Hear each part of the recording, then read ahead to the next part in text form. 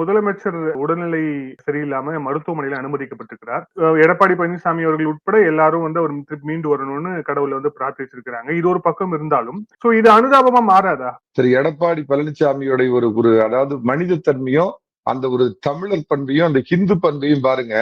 Good bye Stalin, good bye Stalin அப்படின்னு ஒவ்வொரு கூட்டத்திலையும் சொல்லிட்டு இருந்தவரு முதலமைச்சர் என்னைக்கு ஹாஸ்பிட்டல்ல அட்மிட் ஆனாரோ அன்னையில இருந்து அந்த வார்த்தையை தவிர்த்துட்டாருங்க. உடல் உபாதைகள் அப்படிங்கிறது சாதாரண விஷயம். இதெல்லாம் இன்னைக்கு அறிவியல் யுகத்துல வந்துட்டு ஒரு வார்த்தைக்காக கேட்கிறேன். அப்படி பார்த்தா கூட 2016 மறைந்த புரட்சி தலைவி அவர்கள் மறைந்து போனாங்க. அது யாருமே எதிர்பார்க்கல அவங்க மறைந்து போவாங்க அப்படிங்கிறப்ப அதுல அனுதாபமா மாதிரி அடுத்த 2021 அதிமுக பெரிய அளவு ஓட்டாவா போட்டாங்க.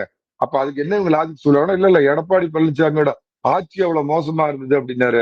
ஒருவேளை முதலமைச்சருக்கு இந்த மாதிரி நீங்க சொல்ற மாதிரி உடல்நலம் குன்றி பேச்சோட ஒரு அனுதாபம் இருந்தாலும் அவர் கொடுத்த திராவிட மாடல் ஆட்சி கண்ணுக்கு முன்னாடி நிக்கிறப்ப எந்த அனுதாபமும் வராதுங்க. நிச்சயமா மக்கள் அவர் நல்லா இருக்கணும் அப்படின்னு எப்படி வணங்குறாங்களோ, எப்படி இறைவனை பிரார்த்தனை பண்றாங்களோ அதே கையில போய் உதயசூரியன் மூஞ்சில ஓங்கி குத்தி ரெட்டலை பொத்தானுக்கு ஒரு அமுத்த போறாங்க.